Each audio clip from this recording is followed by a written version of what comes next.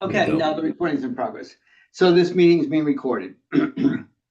Accordingly, please be aware, that other participants may be able to hear you, and anything you broadcast may be captured by the recording. All participants should keep their microphones or phones muted unless recognized by me. Each vote taken in this meeting will be conducted by a roll call vote. This is a public hearing. Public comment is permitted. I will call on each speaker to address the working group. If you wish to address the group, please click on the raised hand icon or ask to speak by posting a request in the chat feature. Please identify yourself at the start of your remarks. Members of the community may speak if called upon. They're limited to 3 minutes each. Okay, so let me start with the agenda. I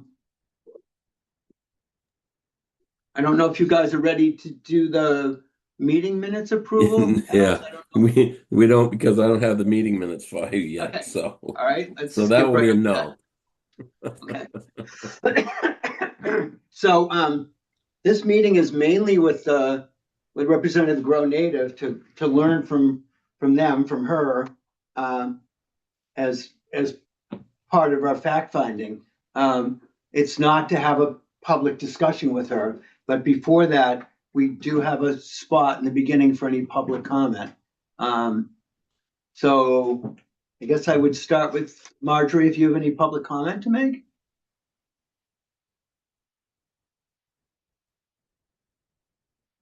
Margie? All right, I guess I'll start with any public comment. Okay. Margie? She's muted. Oh, there she is. Now, are you hearing me now? I am. I just wondered if you had any public comment before we start. Yeah, I have a question. I just wonder why AgCom hasn't been notified about these meetings. Oh, so the meeting the other night and tonight's meeting. So I posted something on the town website of a schedule, and AgCom and other stakeholders are certainly invited, and I believe the date is the 5th of January. I think what we discussed before was that you would have the notice of the meeting shared with any related committee, anything like, does CCF know about this meeting? No, this is just a fact-finding mission with the with the licensee, and then the next meeting we're going to have is to discuss everything with the different committees. And then the following meeting after that will be to discuss it all with the abutters. And then we'll do a gathering of our facts, present that to LSC, and then LSC will present that to CONSCOM. Well, I don't understand because where you have Woodward on the agenda and some other things that pertain, I think I was under the understanding from a few months ago that AgCom, when anything had to do with agriculture, you would ask that they be notified about any meeting. I'm not really aware of CCF. And the meeting is publicly posted. Anybody could look at it and anybody could attend. But the meeting we're going to have with AgCom is in January. Yeah. So this is just okay. Well, it's a little confusing because the last meeting was posted. I mean, I don't go and look at what's posted every day.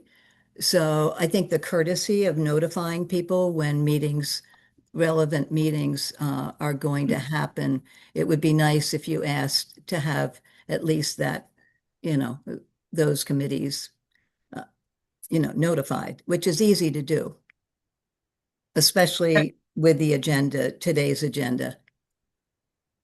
Okay. All right. Well, thanks for your feedback. So you're not.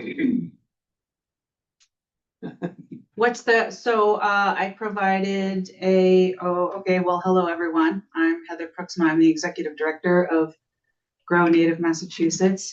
I'm unfamiliar with the format here, so is there an expectation that I present the paper that I submitted, or what's the what's the idea? I will go with your flow. I don't think you need to represent it unless somebody else does. I think the goal was to be able to discuss with you what you're doing, and just have a better understanding of the whole thing. Because we met you once in May. Yes. Right? And I'm also unfamiliar with what folks outside of the committee have been able to see, like our proposal or all the stuff that we submitted. Everything I get, I submit to the clerk and they put on the website. So this document, which you gave me 2 days ago, is on the town's website.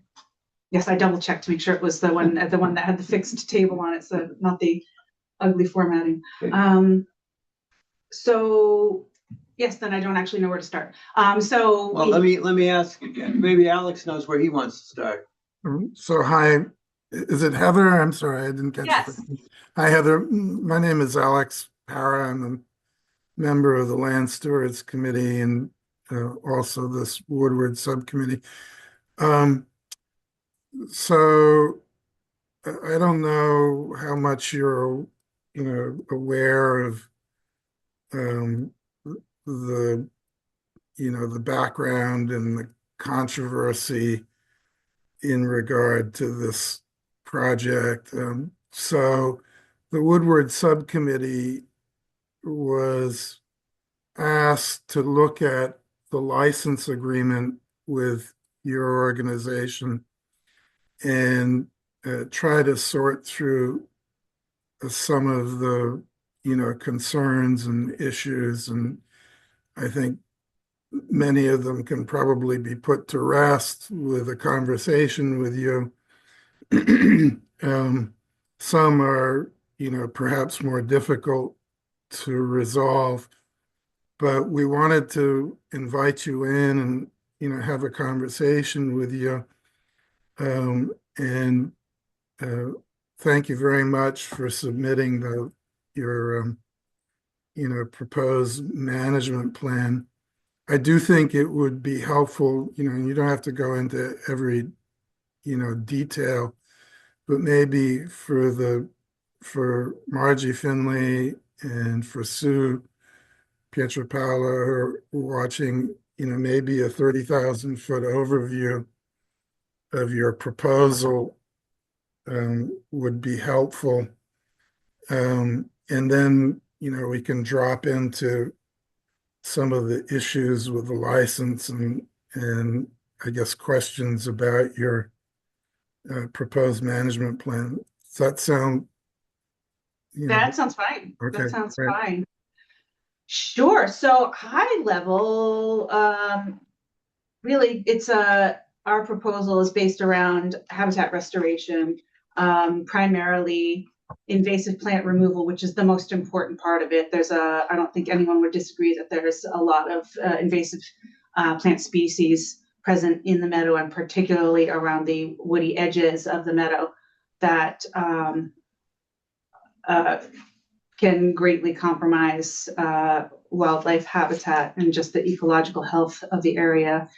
And also when there's, if invasive plants aren't managed in one area, they're just going to spread to others, and in particular into, the abutting properties. So it's really important that is the kind of thing that is prioritized in management. So there's the invasive plants, and then for our organization, very importantly, really getting an idea of what the native plant populations are existing in the property, and really assessing the growing conditions to determine what other native species would be beneficial, and really increasing those native plant populations to create a really healthy and ecologically vibrant meadow ecosystem.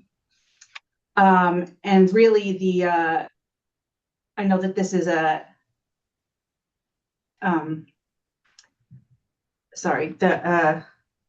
it's an agricultural license because there's an opportunity to harvest from the property.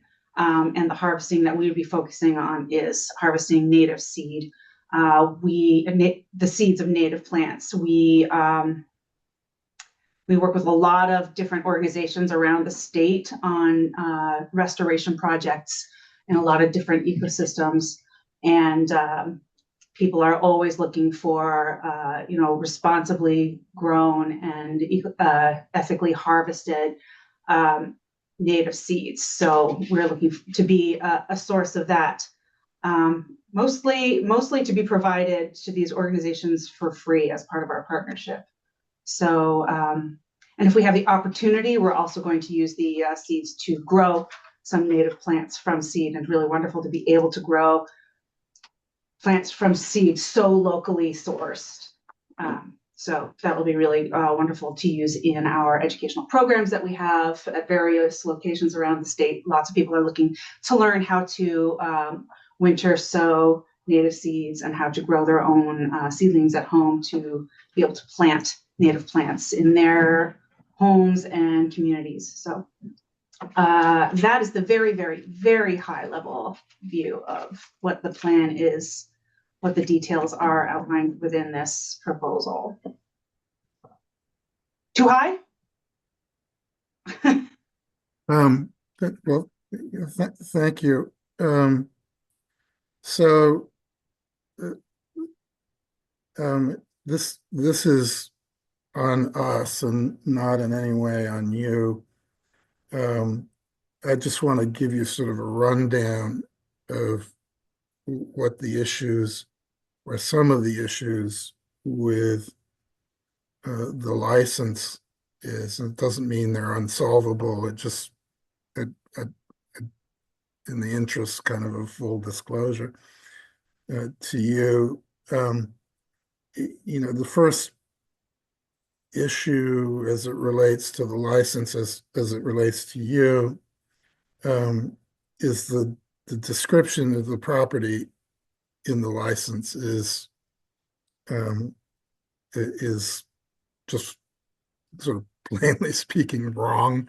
Okay, it includes property that the town doesn't own, and it doesn't include property that I think you might have intended to be part of the license.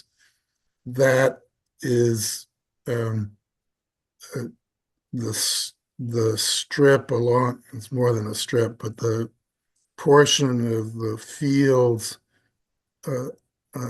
along the northern boundary is a parcel that was not included in the description of the license and is a parcel that is targeted for another conservation restriction to be, granted to the Carlisle Conservation Foundation for a bunch of reasons, again, not on you, on the town. Resolving that issue of the description may take quite a bit of time. It probably involves another plan.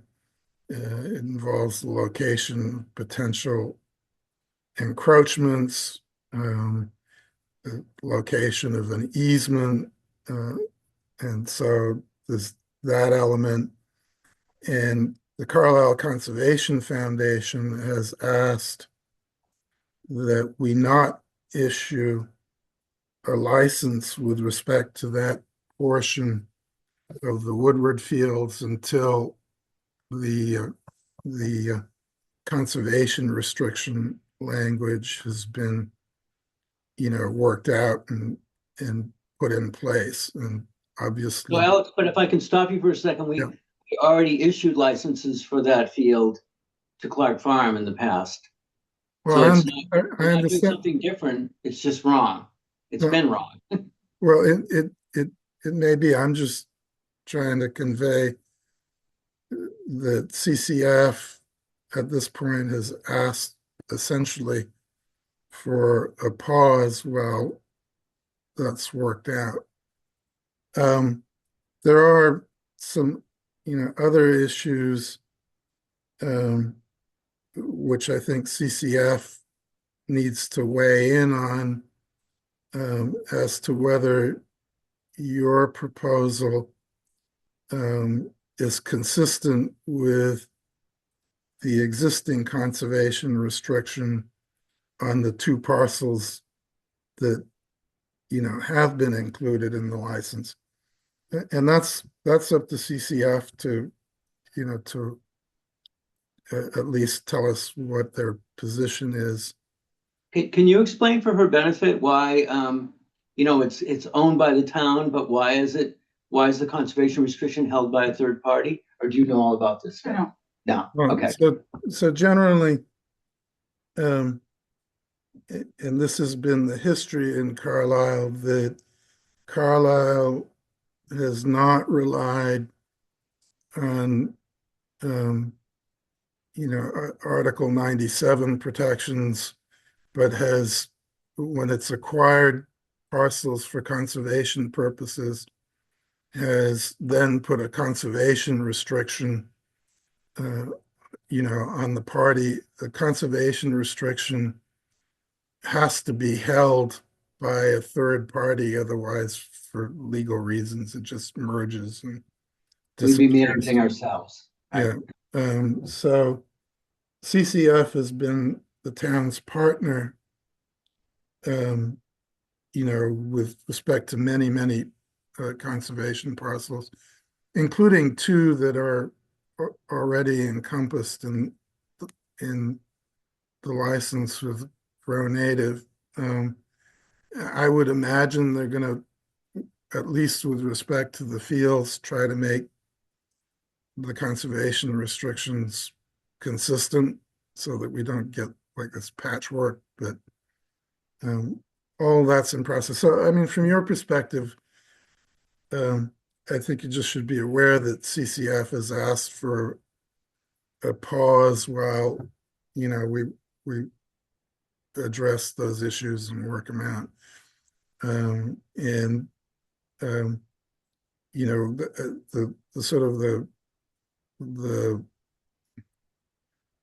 the most kind of black and white provision of the conservation restrictions that exist talk about requiring us as the owner to continue with either regular mowings or using the fields for pasturage. But come on, Alex, you also know there's somewhere else in there it said the conservation restriction would allow seeds or harvesting. Sure, I'm not taking a position. I'm just trying to give Heather the full information, so that and that's an issue. CCF may come back next week and say it's great, it's fine, don't worry about it, or they may take some time. I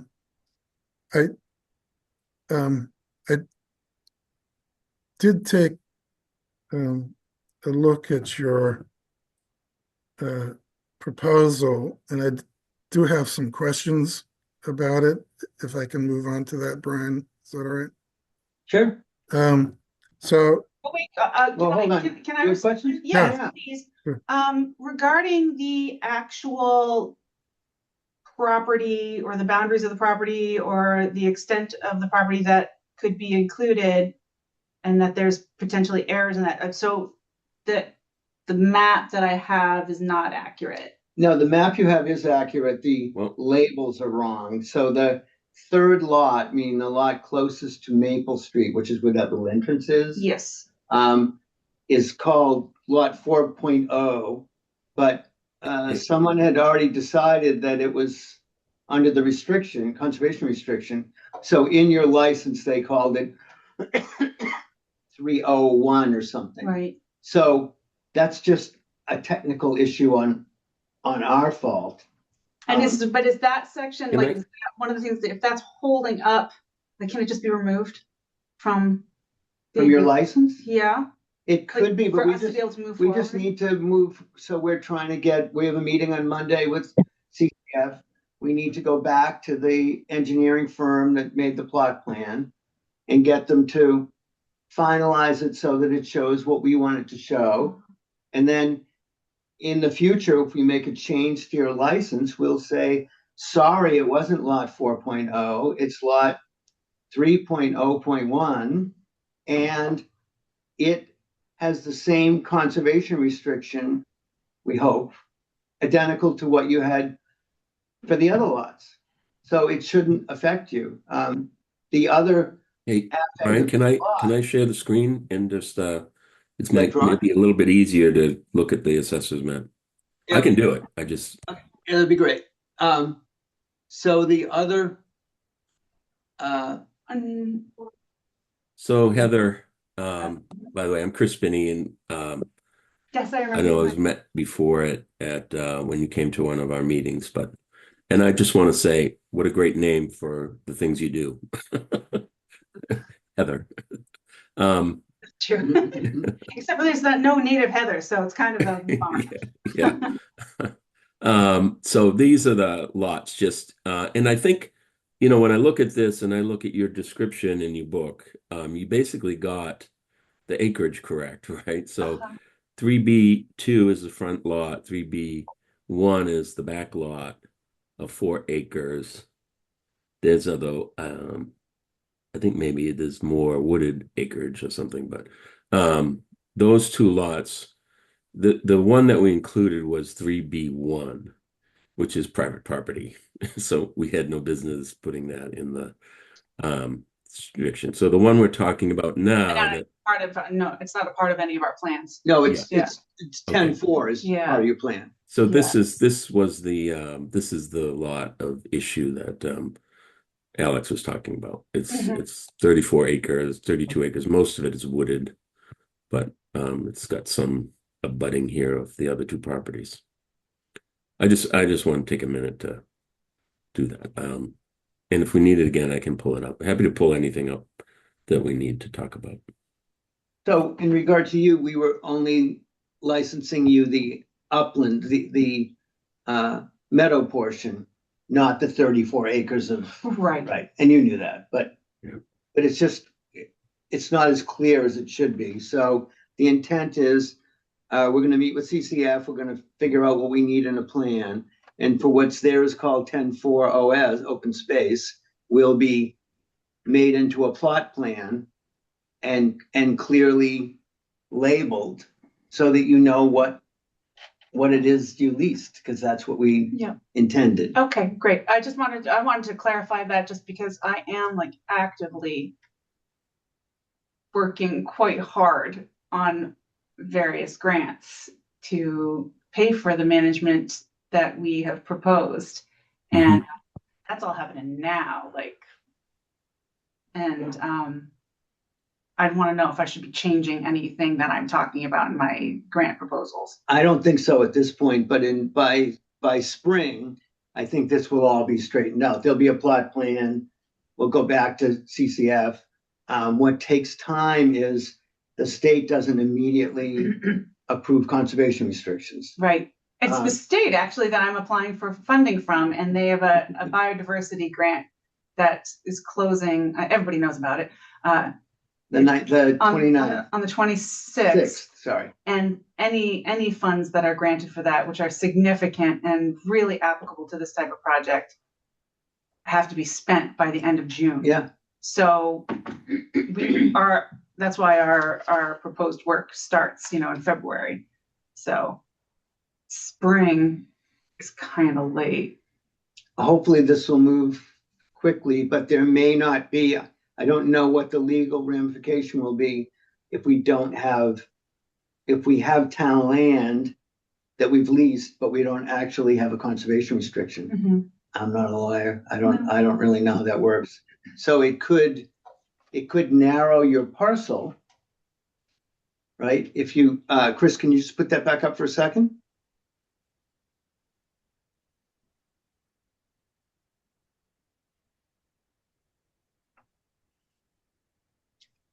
We definitely leased you, so there's a strip there, and I don't even know exactly how wide it is, that 10-4 that may not yet be included, but there's probably, That's where the trail is, isn't it?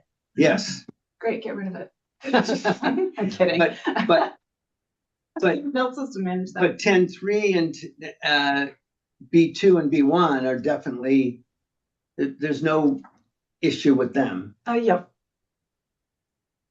Right. Except as Alex points out, the conservation restriction talks out of both sides of its mouth. At one point it says, should be mowed, should be used for grazing, and another place it says, can be used for harvesting seed. So that's something that after we meet with CCF on Monday, something will go back to town council and they'll have to, wade through this stuff and figure out what it is we're doing. So we weren't as ready to lease this out as we thought we were. We just didn't have all the ducks in a row. Right. Okay. But there's still enough for you to work with. Well, there are a couple of difficulties is that, first of all, 10.4, that strip is, when scaled off of the plans, is somewhere between 90 and 100 feet wide, and encompasses a fair amount of, what's open field right now. It's also the access, the only way that you gonna get to 10.3 B1 and 2. So the inclusion of 10.4 or a portion of 10.4 into the license when CCF is requesting that the license not issue until they've dealt with the conservation restriction, it may be more problematic than just creating a plan. But Alex, how can that be if we already had licensed it to Clark Farm and they were allowed to pass over it? This isn't, Brian, it's not, I'm just relaying the fact that CCF has requested that. So, Okay. and yeah, if you want to ignore CCF's requests, we can do that, I guess, but I'm not suggesting that. I'm saying we'd already, I guess that'll be dealt with the meeting on Monday. I feel like you're raising, you've said that several times now, and raising some fears. It certainly could be that the town could give her permission to cross over that land temporarily. I'm sure there's a way. It could be. Heather is done already with the preparation of the proposed management plan, a great deal of work. She's told us tonight that she's working hard on grant applications to fund some of the work that's proposed here. I think it's only fair to, give her the full picture. I can't say that to Heather in honesty, I can't say to her, we got these issues, but they'll all be resolved next week. I don't know. So it's not fear, trying to raise fears. It's trying to give, a full picture. People can make rational decisions with full information. That's all. And so, I'm not trying to create here. I'm trying to give a full picture. Thank you. That's the only question I had about that. Okay. So I did have some questions about your proposal. And some of them are in the context of the language of the license, that have created some controversy. So I'll just tick off a few of the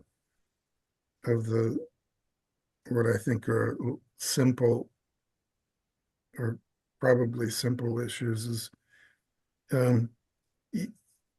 in the license, there is some mention of a well, and in your management plan, you had a passing reference to watering your plantings, and can you give us a little bit more information? I mean, obviously, presently there's no well there. So if there's no well, how would you manage the watering, or what would be your intention? I actually don't have details on how Parterre brings in water for planting, for watering plantings. And I noticed that as well, and was something that I should have followed up with Miles on before coming tonight, just to make sure that there was an answer to that question. We would be importing water. Well, it'd be great if you could give us get just a quick answer on that. But that does bring up, I guess, a question, a confusion. So before you move on, so you're not planning on putting in a punch well? No, we don't have money for that. Okay. Did you hear that, Alex? Yes. I'm just speaking from ignorance now. Who is Parterre and who is Grow Native, and what's the relationship here? Parterre Ecological is an ecological restoration company. It's a subset of Parterre, a landscaping company, and they're based in Billerica, and it's headed up by Miles Connors, and he is on my committee, my Woodward Meadow committee that we have at Grow Native. I brought him on as a consultant to help us make plans specifically for invasive plant management, but they do a lot of native plantings as well. So their expertise has really come in handy for our proposal and for our land management plan, obviously. And so I requested Miles to create a land management plan, and to include as much information as he could about the specifics around invasive plant management, because Parterre is the company that we would be contracting to handle all of that, because it's technical, and it's the kind of thing that really needs to be done by professionals. So they would, so to speak, physically do the invasive management work. Is that right? Except for where we are able to involve volunteers for like the manual removal. Certain invasive plants you can manage really well by pulling them, but you generally need more hands. And we've got a lot of people who are interested in getting involved in the ecological project, like invasive plant removal. So we would have an opportunity to engage the community by using volunteers and stuff in projects like that, the manual and some of the mechanical stages. And with respect to the work being done by volunteers, will you be trying to recruit volunteers in Carlisle, or you have a different way of recruiting volunteers? How does that work? Oh, we recruit volunteers separately for every event that we do. We do have a pool of volunteers, it's just people who have signed up to be a volunteer for Grow Native anytime we need help with anything from stuffing envelopes to pulling weeds to manning tables at events. So we would obviously send out a call to those people. That's well over 150 people. But we would also put it in our newsletter. And if you guys know of a good way to, spread, that goes out to, all sorts of communities, but just to people who have specifically raised their hands wanting to hear from Grow Native. But if there's a good way to advertise or publicize opportunities like this locally, we would love to do that, obviously. Most of our events like this are not large scale. You were, Shane and Brian, you were both involved in our swallowwort hole. They're just a handful of people usually come to these events. So we like to have a large pool of people to advertise to, because usually you get then half a dozen. But it's really good to be able to involve people who are interested. One of our best volunteers is actually from Carlisle. So it's a janitor at the high school. He's a really good volunteer. No, I think you could attract a fair number of volunteers from Carlisle. We did a project last year at the Cranberry Bog that was in a very cold, wintry day and attracted a fairly large number of volunteers. So I think if you get something going in terms of volunteers in Carlisle, you probably get a pretty good response. There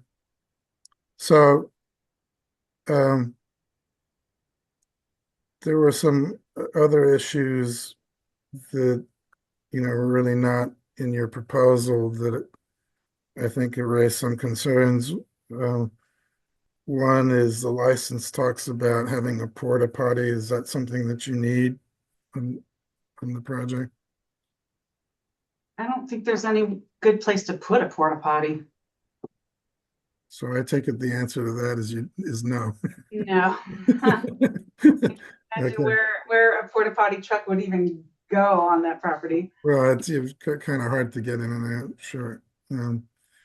There's some talk about in the license about having educational events at the property. Is that something that is important to you? Oh, absolutely. But again, there would be small scale instructional workshops on things like ethical seed collection or winter seed sowing or creating a native meadow, all activities that we would be doing on the property. It's really great to have an opportunity to use an outdoor classroom. But again, this would be adult participants in workshops coming out in the under a dozen numbers. I think I heard. I think I heard concern about school buses, and I think that was in the call for proposals, but not anything that I actually responded to. Have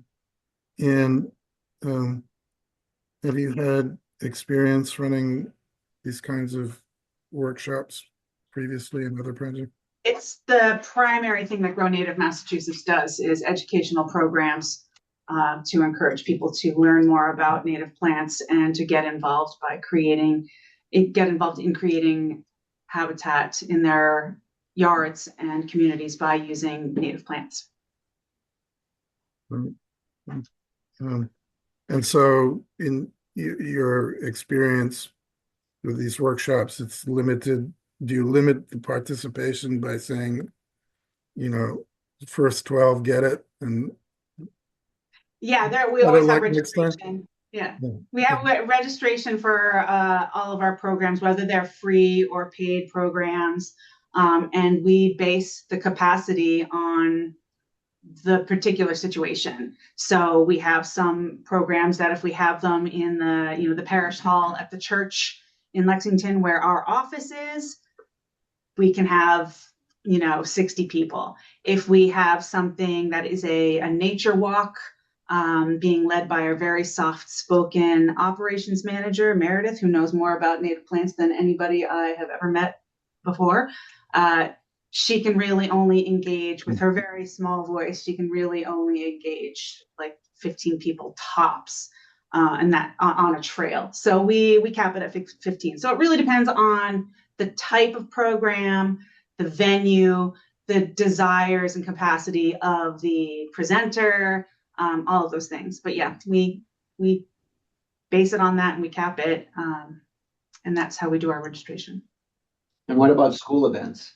We don't do a lot of school events, to be honest. When we do get invited to speak at schools, we use our program, the Mass Pollinator Network, because that group of ours has a number of really experienced and enthusiastic speakers who will go to schools and give presentations, or to libraries, or garden groups, and they give presentations about the importance of pollinators and how to protect them, and the role that native plants and ecological gardening plays in that, amongst other things.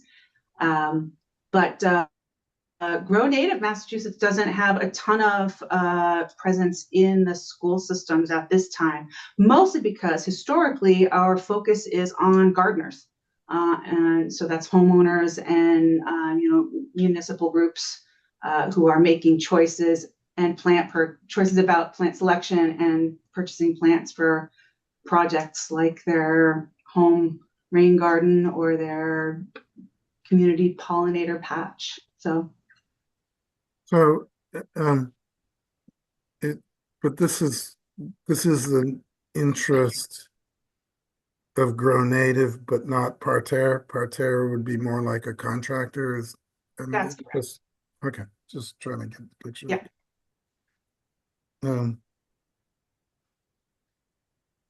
And so one of the issues with the conservation restriction is that it actually prohibits any parking.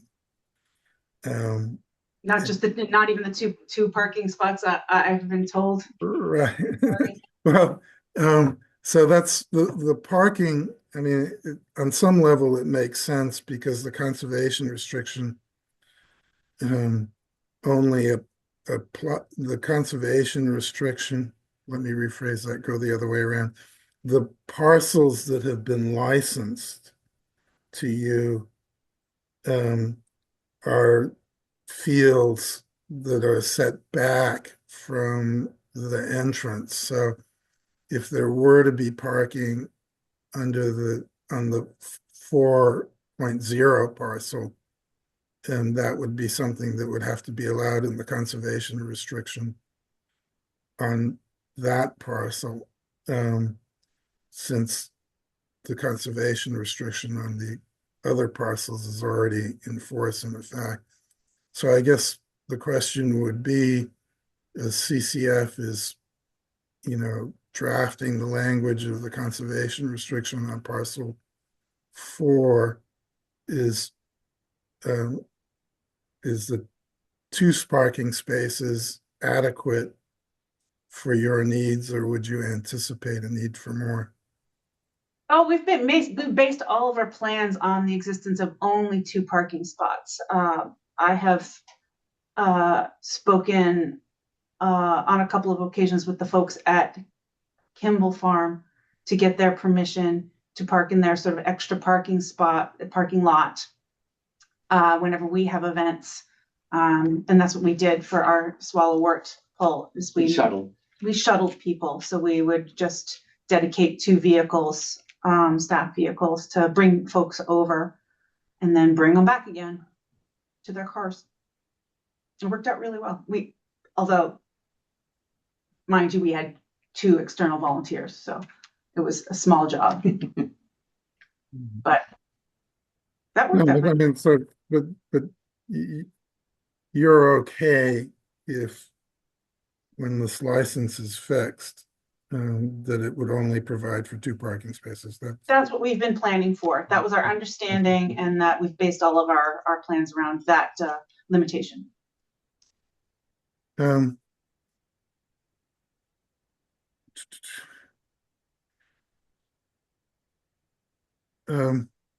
So I was now just kind of going to the overview of your plan. I was intrigued. I've never seen this before, and I wondered if you've had any experience with it, but this idea of creating a few, I think in your proposal, you had 5 1,000 square foot patches, which I interpreted to be kind of like intended to become the propagators of native species for the remainder of the fields. Is that a fair description? Essentially, yeah. We're just starting with finite spaces to create those initial areas of native plants from which we can source seeds, but also that will hopefully start seeding other areas of the meadow. So, and I guess my question is, have you had experience with this technique with other projects? Because and I'll just tell you, my immediate question was,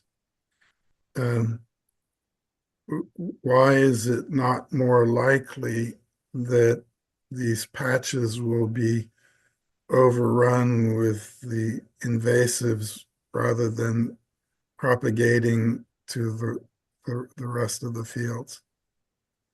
Well, because we selected a small overall area to start with, so that it would be something that we could manage, as opposed to trying to tackle the entire area of the meadow all at once.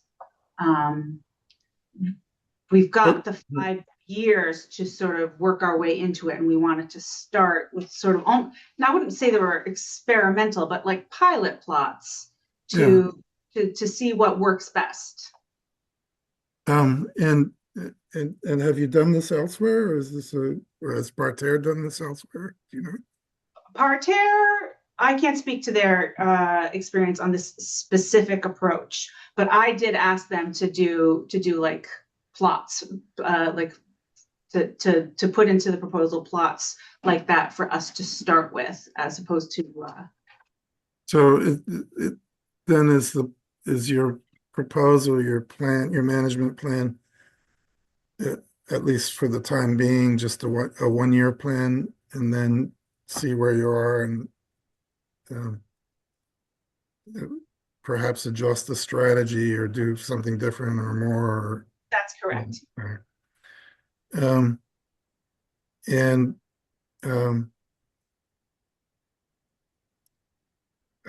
Is there an inventory of existing native plants on the property, or is that something to be done? There is a very casual inventory of things that we have observed and listed out. But actually part of our plan for this grant that we're applying for the first half of 2026 would include some very specific biodiversity surveys to get that baseline data that would enable us then to go back and compare from year to year to see if the biodiversity and the abundance of insects and birds has changed in any way, hopefully increased. So that's part of my grant proposal. It's not really specified in the management plans, because that's not really land management specifically, but it's our way of assessing success. And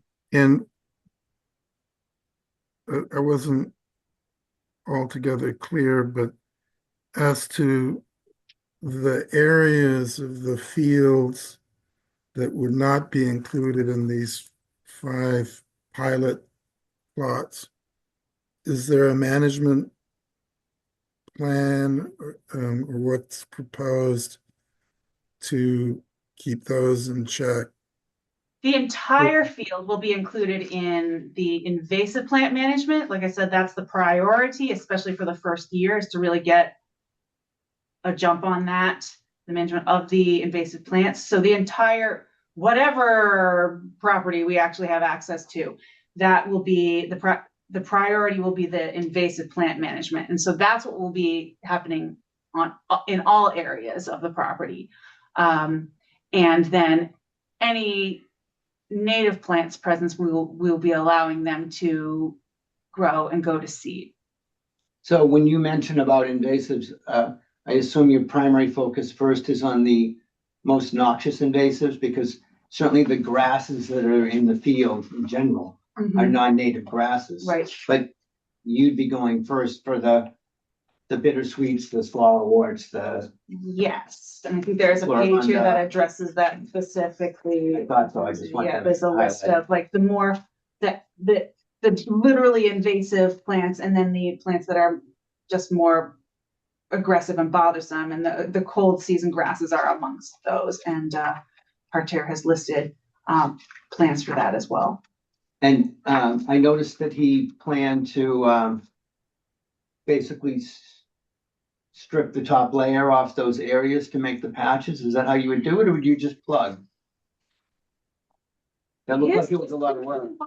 It could include that. That does seem like a lot of work. But I think he wanted to include it so that it wasn't ruled out.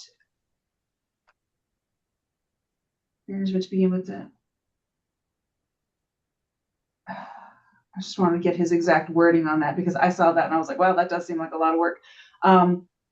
But mechanical sod cutter may also be utilized to remove layer of sod, but often produces additional unwanted weeds from existing soil. We try to avoid soil disturbance for that very reason, because it really just releases the seed bank of primarily invasive plants. So yeah, I appreciate that he included that as an example of one method that could be used, but also included in that it can be really problematic from a knock-on effect of encouraging additional invasive plants. So would you be more apt to just put in bugs of plants in the field as they are and have them grow? I think that there's he's also proposed a foliar herbicide application to kill the existing plants in those patches. Yeah. Thank you. So there's number one, and there's other ways. I actually was throwing around ideas with Miles prior to his creating this proposal around potentially even having a different method of preparation for each patch to see, because there's I think Evan Abramson from Landscape Interactions had really good success at a large scale native planting that he created at the Wellesley Public Library, where he covered the entire area with black plastic. It's not pretty, but for a 1,000 square foot patch as part of a comparative experiment, it could be very interesting because it was very successful. A lot of people also do a layer of cardboard. Yeah. So I think it would be easy to come up with 5 different ways to prepare the soil and just have that be a really interesting comparative process that a lot of people could benefit from our findings. Because there's not a day that goes by that someone doesn't ask us the best way to prepare a plot before turning it into a meadow. And the answer usually is, it kind of depends. We don't really know. Lots of people have had success with these different ideas. So that's not something that's actually in the plan right now, but it's something that I talked to Miles about, was like, well, maybe we do different approaches for each spot to then be able to see what happens. So would you communicate that back to us in terms of what you're doing when you get to a final plan? Oh, for sure, especially in instances where we want to get permission to use the herbicides. But yeah, and I think one of the other really important parts of that plan is that those patches will be located in areas adjacent to the walking path that is being created in the upper loop, or in the upper field. I believe there's a path that's being created that wasn't there before. And so we thought, well, this wasn't part of our initial plan, but it's a really great educational opportunity. So I'm putting in one of my grants as well, funding for some interpretive signing, to be able to say, like, these are patches of, pollinator plantings, and here's what we're doing, here's why, here's what we can learn from this, come back again to see the progress. And they would be small signs. They wouldn't be McDonald's billboards or anything like that. We're very mindful of the aesthetic appearance of the property, it being important that it's still a meadow and that it's still a wild space that people can come and enjoy while they're walking on that walkway. But if we can add any kind of educational component, like I said before, that's a strong focus of Grow Natives. So we would want to do that. Thanks. Thank you. I just kind of to complete my question about the rest of the fields other than the patches. So there'd be invasive plant management in the fields, and that would be a combination of mechanical removal and or herbicide applications, is that right? It entirely depends on the plant species. They all respond or require differently to different treatments, or have require different treatments depending on whether they are more woody or herbaceous. So, where would the plugs and the seeds that are planted or introduced, where are they sourced? well, we do have a network of native plant growers throughout Massachusetts. And they're relatively small businesses, but they work really hard to be growing plants that are specific to this eco zone and or the eco region. And so those are businesses that we would go to first for sourcing our plants. But if we needed a larger scale source, a business that we use a lot, especially for our big plant sale in at the end of May every year, is Van Berkom Nursery. They're located in New Hampshire. Well, I saw in the proposal, I saw a number of plugs was 2,200, I think. Seems a tremendous amount of work, and B, a lot of plants to source. So I was a little curious about that. Oh no, we source large numbers of plants for projects, so that's not outside of the realm of what, especially plugs. Plugs are much smaller and much easier to handle. So it doesn't seem like a very large, an unwieldy number to me. But. I just remember planting a few tulip bulbs once, and it took me, 4 days to get, a dozen into the ground. So, yeah, that tells you what kind of a gardener I am. I guess I do have. This is really my last question. I'm sorry to fire all these questions at you, but you did mention A, the need for volunteers, but also B, your grant applications. And I guess my question is, how dependent is this project on your grant applications being funded? Everything we do at Grow Native is dependent on grant funding. So that's just how our nonprofit operates.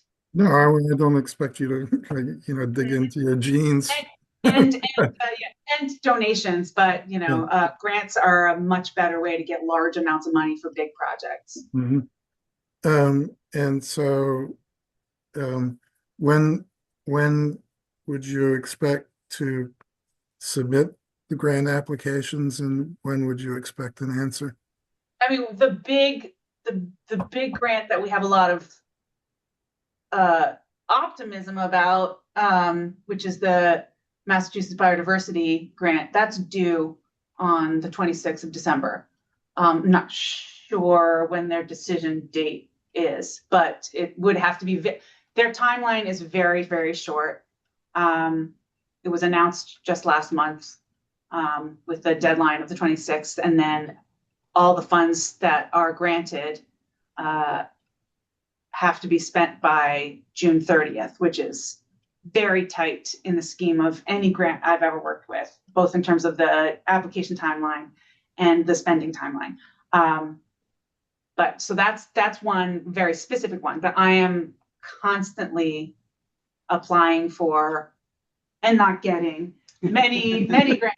You have to apply for so many grants in order to get a grant. So it's a constant process. I am applying for all different kinds of grants all the time. Mm-hmm. But that specific one, that's the one I'm basically referring to at any point during this meeting, because I'm actively working on it right now, and it has a looming deadline, and it has a lot of great possibilities for this project specifically. Mm-hmm. So, but if for some reason you're not successful in obtaining that grant, does that prevent you from going forward with this project? I don't think it would prevent us from going forward. It might change the degree to which we proceed. I think we would probably adjust to our focus to just doing the invasive plant management first, and working on the native plants after we've gotten a real start on the invasive plants. But we also have a lot of great opportunities for getting donated plants from our partners. So I think there's a lot of things that we can do in a different way outside of grant funding. It's just more work for us as an organization. But so it's either like get a nice big grant and have a couple of really big, fabulous contractors paid for. And in this case, that's Parterre Ecological and Dr. Jagir's Ecology Lab. Or reconfigure the plans and find more creative, more labor intensive, inexpensive ways to do it, which is something that, again, similar to the grant funding approach, is something that we are adept at doing in our small nonprofit. And when you're applying for these grants, is the grant application specific to the project and the property, or? Yes. It's okay. So, and would the town of Carlisle have to participate in the grant application? Not unless they wanted to. Okay. No, I'm just, Yeah. so, I mean, mechanically, and I've done some of these grant applications, is the property owner needs to be a signatory on the application, and undertakes some, promises of future conduct consistent with the purpose of the grant, right? So I just want to be understand whether the town of Carlisle would be making any commitments to the Commonwealth if the funding is granted. I mean, I think it really just mostly comes down to the license. We are saying we have an agricultural license to be able to do the things we are proposing. And that's really up to Carlisle. Up to this date, my understanding is we have the agricultural license for the property that we are doing, and that the license was approved to do. I mean, it was actually a requirement of applying for the agricultural license was to commit to a significant amount of invasive plant removal, which is something that we have committed to and that we've presented in the land management plan. And then if we were to do that, then we would also be allowed to, increase the native plant populations in the property in order to be able to harvest those seeds. So circling back, that I don't think that the town of Carlisle needs to commit to anything as long as they have actually committed to the agricultural license that I refer to in my grant.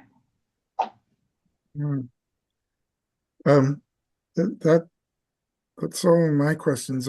Thank you, really. Thank you very much. I really appreciate all the work that you've done in preparing the management plan and coming here tonight and getting a barrage from me. You're welcome. Yeah, thank you for your questions. Alex, could I ask one question, or Brian? Not yet, not yet. We're gonna finish with the board and then we can take other questions unless you're Oh, afraid okay. it's gonna get lost. So, Hold on now, Chris, I just want to finish with Margie. Did you want to ask him something very specific that's timely, or can you save it until the end? I don't know if she's staying for the whole meeting. that's Who, all me? it's about. Yeah. Yep, I'm here till everyone's gone. Okay, whenever you want me to ask. Okay, Chris? Yeah. So I tried to butt in on Alex a couple times and went into a coughing fit. So sorry about that. So can you talk a little bit more about the herbicide application? And, I know there's a lot of concern in town about herbicides and, how it's performed. And I guess part of the question I have, and I know it's part of your license agreement is the conservation restriction. And there is a line in there about organic farming and I forget the word, natural. Anyway, there is a line in there about using pesticides and such. Have you looked at that and compared it to what the things you're doing or proposing to do? What my understanding was from the proposal was herbicide application could be considered as long as it was proposed to the committee for approval. We wouldn't undertake any herbicide application without that process happening first. Yeah. But let's see if I can find there is the conservation restriction that sort of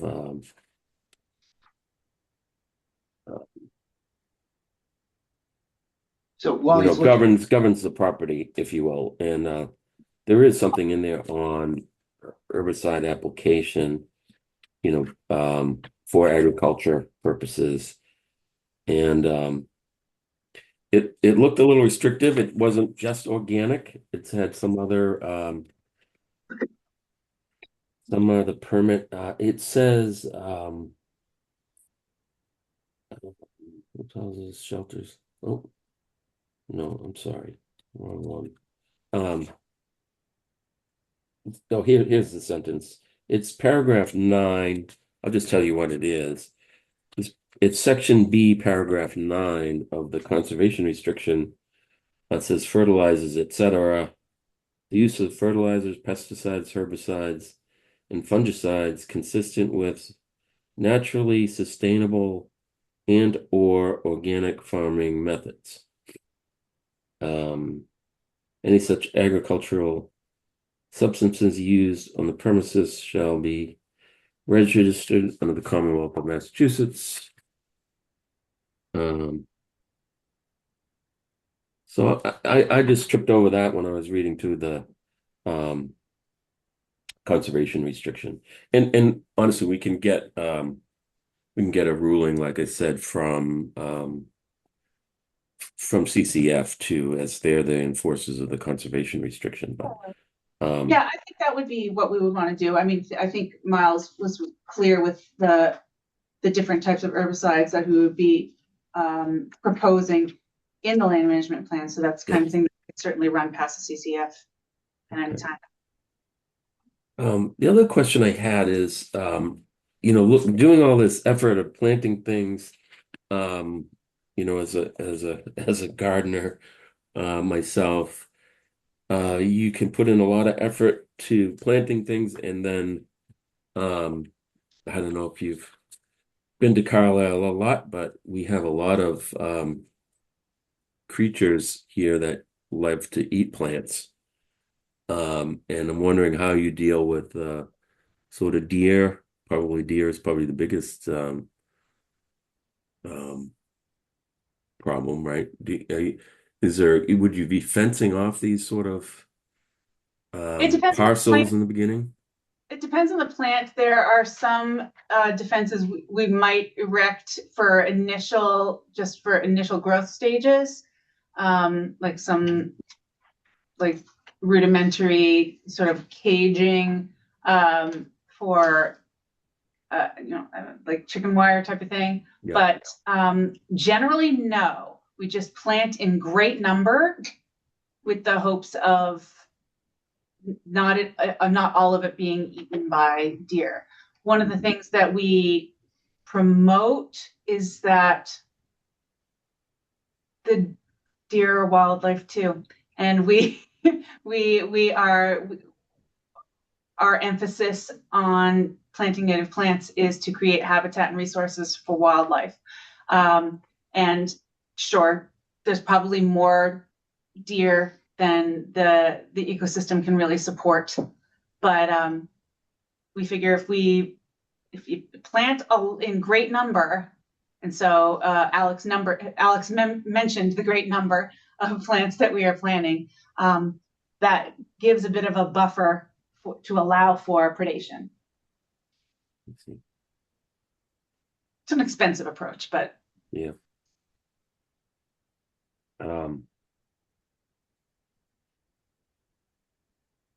Okay. I think that's all I had. I'm not sure. You mentioned something about a trail being put in. I'm not sure that's is anybody aware if that's part of a trails committee plan, or is that just something that's occurring naturally for people walking around the field? That would be through trails. it's already marked. Oh, there's a marked trail there? Okay. I didn't know where. So it was a surprise to me too, but I decided to roll with it. I see. I mean, there always was a trail sort of from the road Yeah, down to Great Meadow, the other trails, yeah, like right along that northern along edge. the edge. Yeah. Yeah, that one we knew about, and we knew we were responsible for maintaining that as well. Okay. But yes, a loop is being established in the upper meadow.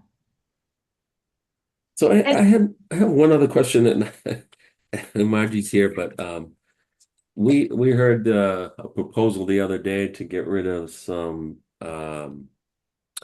Japanese knotweed using goats. Have you ever worked with any agricultural folks to use like goats for invasives or anything like that? No. One of the challenges with goats, gosh, I love goats. They're so cute. I'm sure they eat everything, not just Everything. So they're really great if you are able to enclose them in a certain area, especially an area with poison ivy. They will eat that all right up. They'll eat everything right down to the ground. right. Everything. But usually if you have a patch of poison ivy that you're trying to get rid of, it's all poison ivy and you can sort of circle it up. The challenge in an area like this is it's all intermixed stuff. It's the good stuff and the bad stuff all over the place. So I think you'd be hard pressed to find a way to fence off an area where you'd want the goats to eat everything. I see. Okay. But no, I've never ever used that particular approach. I think it's awesome. Yeah, I mean, I've seen it on a street near me as well, where it looked like somebody hired goats to clean off a piece of their property. And maybe it was just to get rid of poison ivy too. I don't know. Maybe that could be the approach for one of our 1,000 square foot plots. That's Fence right. it off, stick the goats in it, See what happens. see what happens. That's right. And it would be fertilized for you.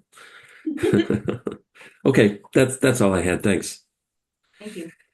So Chris mentioned, he didn't really fully expand upon it, but in the conservation restriction, it talks about fertilizers and pesticides.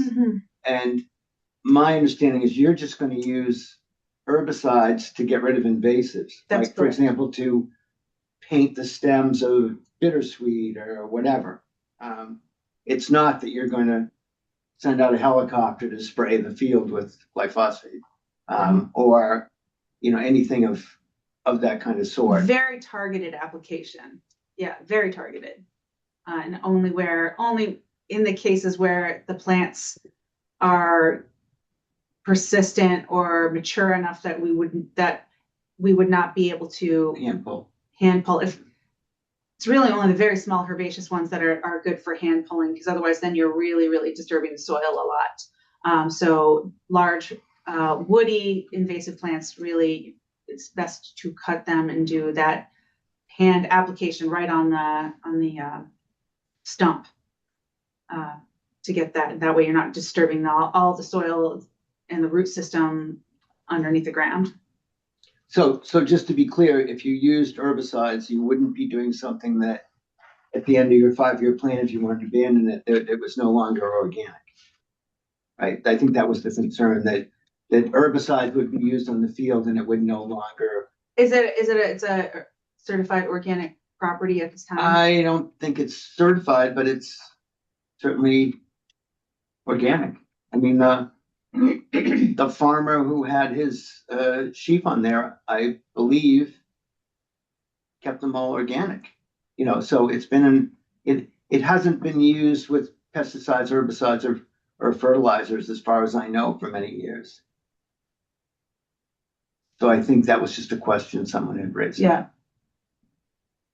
Isn't that sort of expanding on what you were saying, Chris? Well, I mean, the exact words are the use of fertilizers, pesticides, herbicides, and fungicides consistent with naturally sustainable and/or organic farming methods.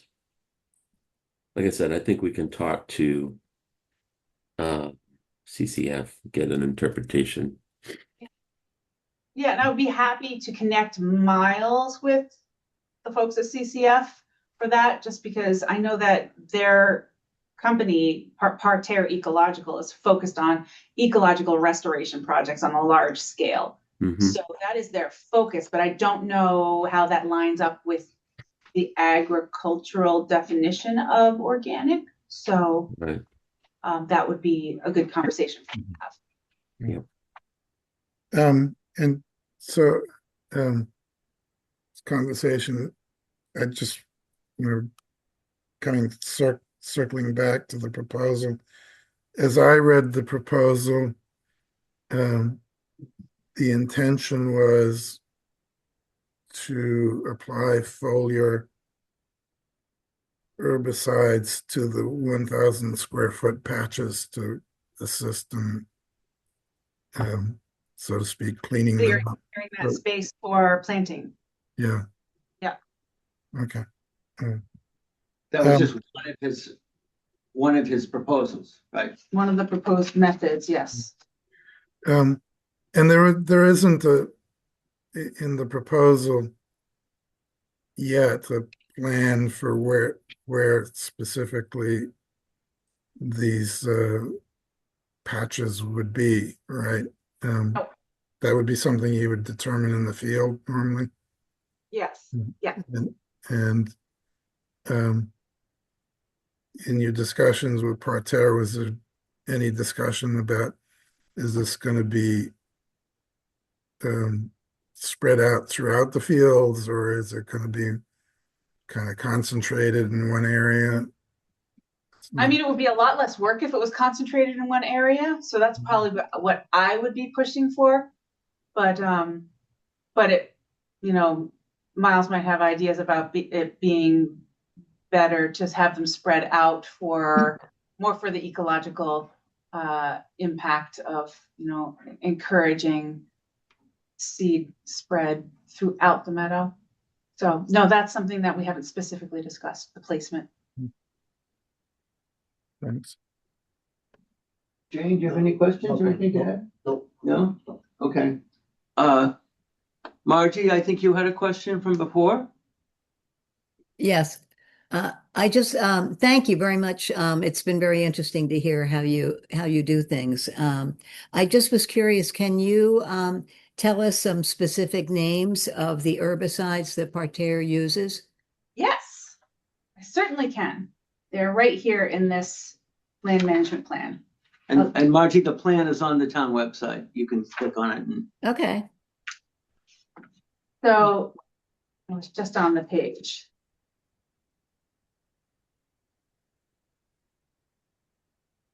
Trade name Garlon 3A.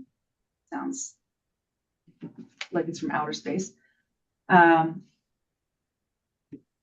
that's one that would be painted on cut stumps directly. That's on page 7. Is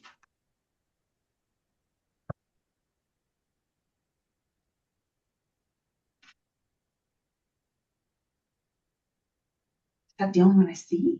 Garlon 3A mentioned again. Some with the glyphosate on the page where you show peeling back the sod layer.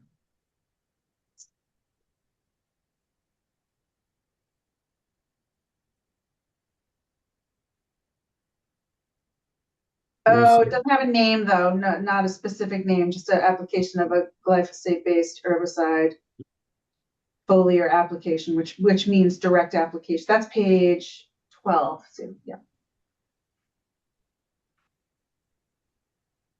But I don't have the trade name for that one.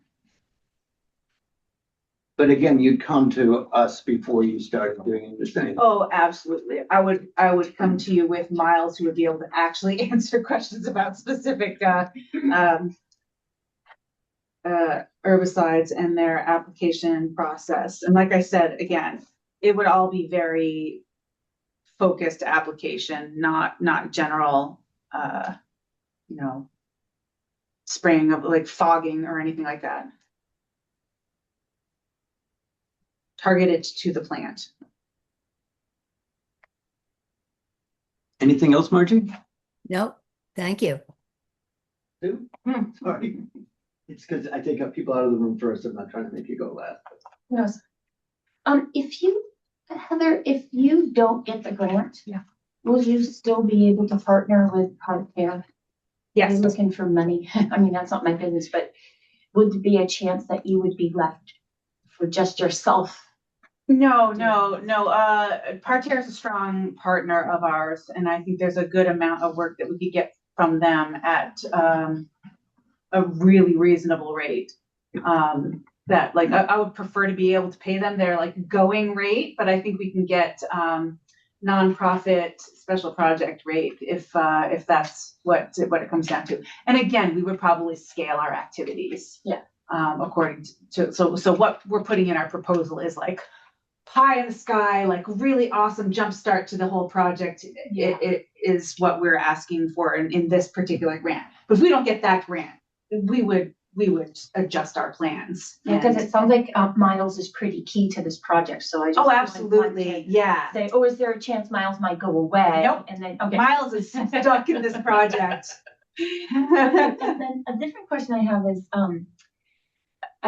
the Carlisle Conservation Foundation will have to look at this more closely, but just from my non-expert eye, I thought there was a restriction on pulling up or adding soil.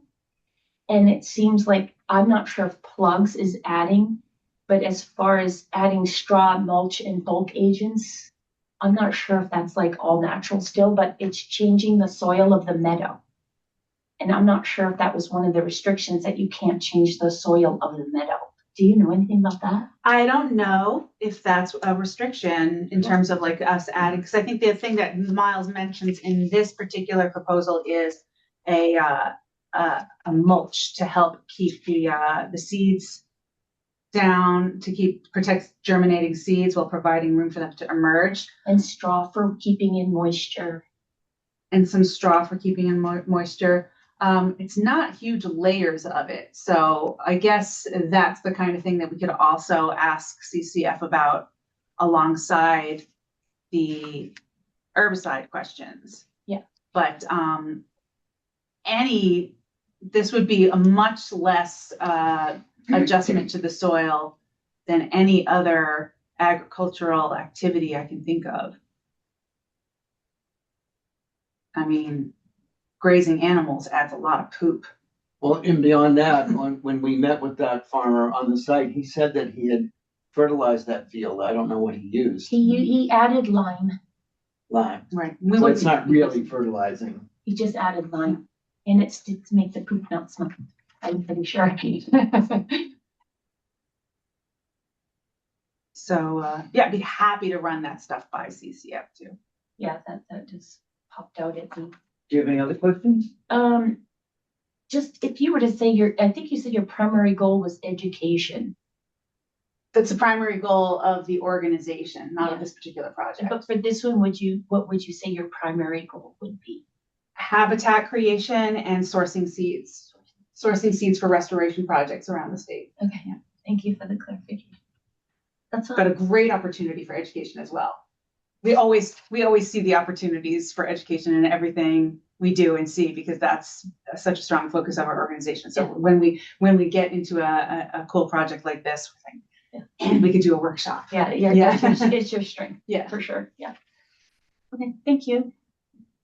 All right, you're set Thank you. for now? And I guess there's nothing not reasonably anticipated in the last 48 hours, like there was with Melissa's joined us there. I don't know if she wants to say anything. I'm sorry, can you say that again? I said Melissa has joined. I don't know Yeah, if she's you been here noticed for a that. while. Okay. Never hand up or anything. Melissa, do you have Okay. something you want to say? Nope. Okay. All right. Sorry, but yep. So our next meeting is on January 5th, and that's to meet with the municipal stakeholders, including CCF, Conscom, CRAC, everybody else. There is a little summit meeting on Monday at Town Hall. It's not a posted meeting because it's not a board meeting, where Alex, Suki, and I will be there for LSC. George will be there. I think Dan will be there.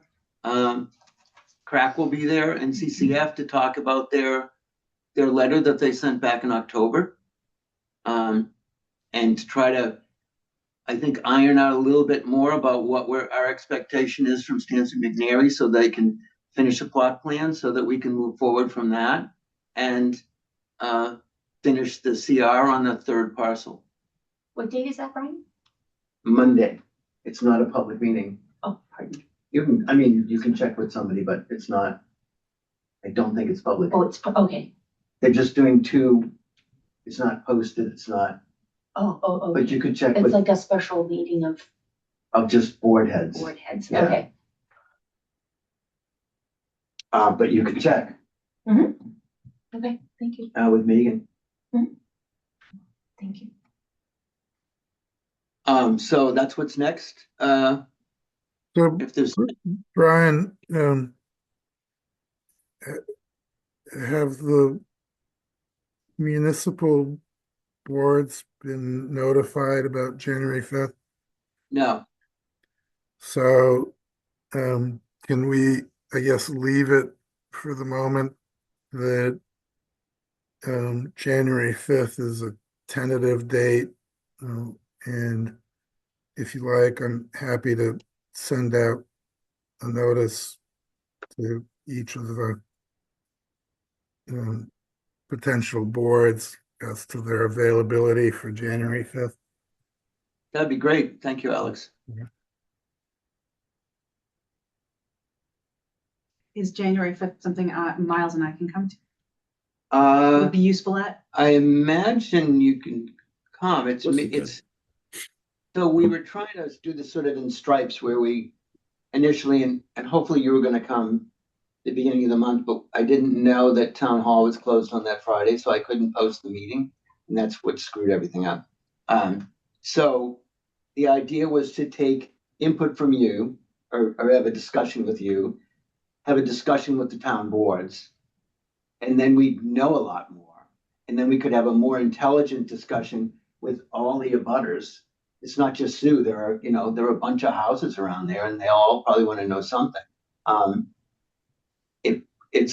It's a public hearing. If you want to go to the next one, I'm sure they're going to have some questions. Well, maybe I am available, and I'll try to get Miles's availability as well, because he can, like I said, he can answer the more technical land management, and invasive plant removal and pesticide. They keep saying pesticide, which is ridiculous. We're not using pesticides, I promise. Oh my goodness. Herbicide is a form of Herbicide. Because we talk pesticide. about pesticides all day long because we're so anti-pesticides that the word just falls out of my mouth. Every time I said pesticides, just substitute herbicides. Any questions, especially technical questions about herbicides, Miles will be much better equipped to answer those. And I'll see if we can attend that remotely. That way we can be there, not be a giant presence or in the way or anything, but be available if there's answer questions. yeah. But Alex, can't you still hold a meeting on the 5th? If you have 3 people, you'll still have a quorum, right? Yeah, we still have a quorum. I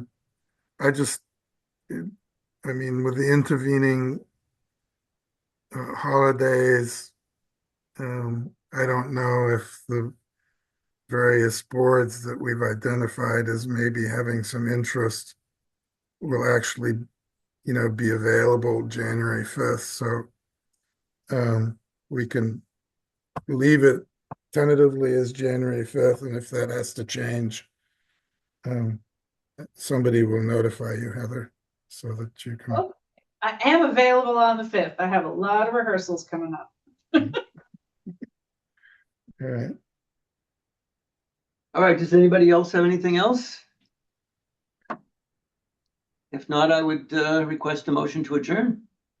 Just again, thank you, Heather. I really Thank you for inviting me. and move to adjourn. I'll second. All right, so it was moved by Alex, seconded by Chris. I'll take a roll call vote. Chris? Aye.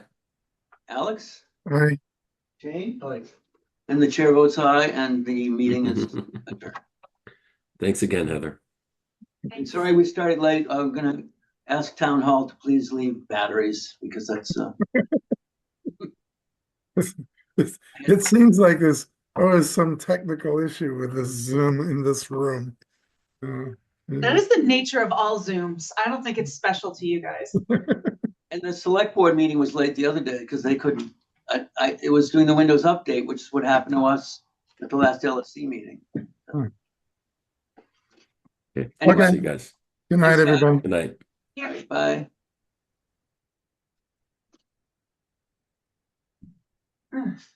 Thank you, Heather.